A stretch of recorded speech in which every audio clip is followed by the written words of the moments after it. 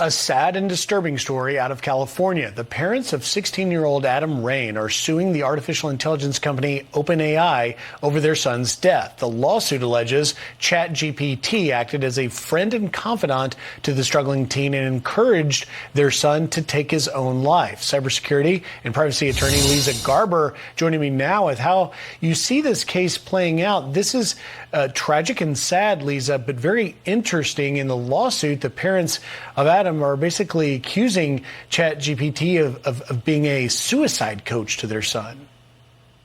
You're exactly right. It's a pleasure to be here with you today, Griff. And this lawsuit is not the first of its kind. We've seen a similar lawsuit that's proceeding through the federal court system right now against Character AI. What these lawsuits are intrinsically about is legal liability and ethical and moral responsibility. Right now, users of any AI platform are relying on big tech and even smaller startups to create the guardrails that leave us protected while we use them. And what we know is these AI platforms make money the longer we stay on them. So they want users to stay on them. Adults are vulnerable to it. The most vulnerable population of users are minors and children.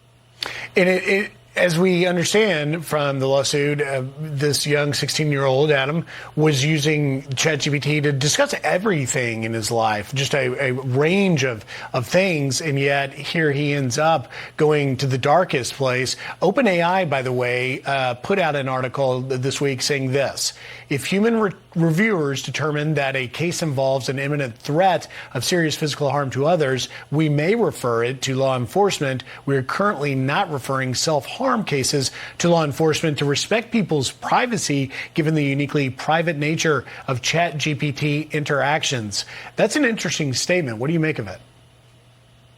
It's not enough. And always it's too little too late. These platforms are moving too quickly and they are breaking things. We've already seen that adults are attempting to marry chatbots. We've seen that lawyers use them to write legal briefs with hallucinated cases. So how can we expect children who are extremely vulnerable to understand that this is not real?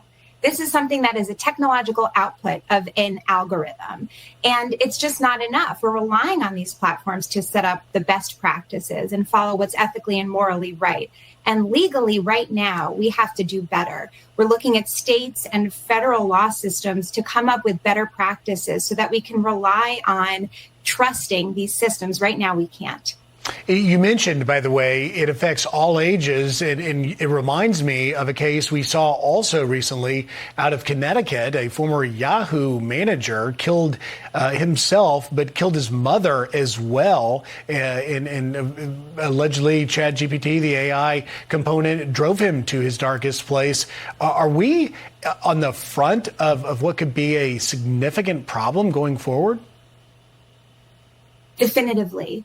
This is a legal and technological crossroads right now. We are in completely uncharted territory. We can go back to laws that were written 20, 30, even 40 years ago, an old legal precedent. But right now we're looking at something that is just different. Some of these companies are saying, well, we're protected by the First Amendment for free speech, or we're protected by Section 230, which shields certain platforms from liability. It's just not the case here. So we're going to see these lawsuits play out. It is fascinating and terrifying, especially as a parent right now. We have to be so careful. But these platforms simply have to do better. And as a country, we have to have better laws in place.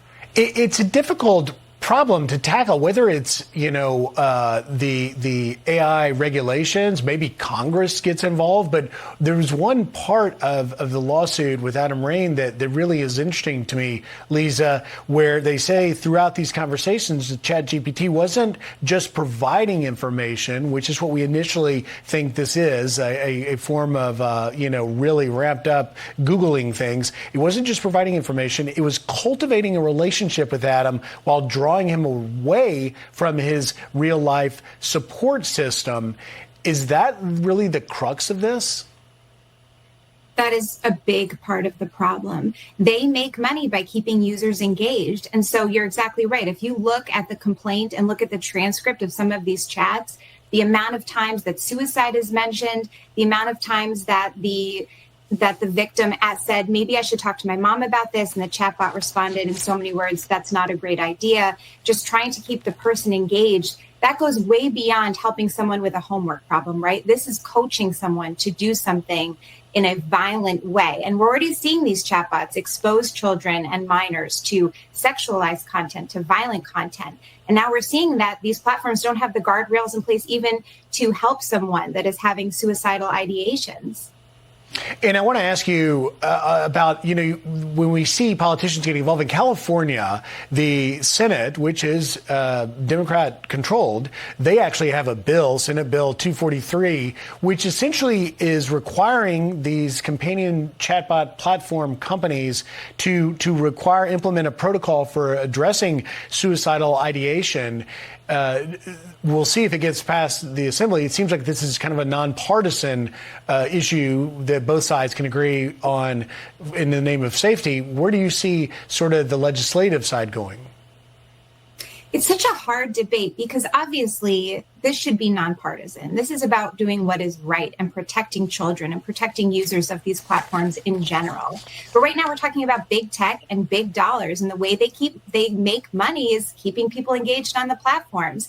So while it would be more work and they'd probably lose people that are interested in engaging by putting up better guardrails, we need to have a nonpartisan moment where we come together and recognize what is best for the user base, which is, as you said, encompassing every age. We need to come together. Leeza Garber, great insight. We've got to leave it there. Have a great Labor Day weekend. Thank you, you too. All right, coming up, new assessments on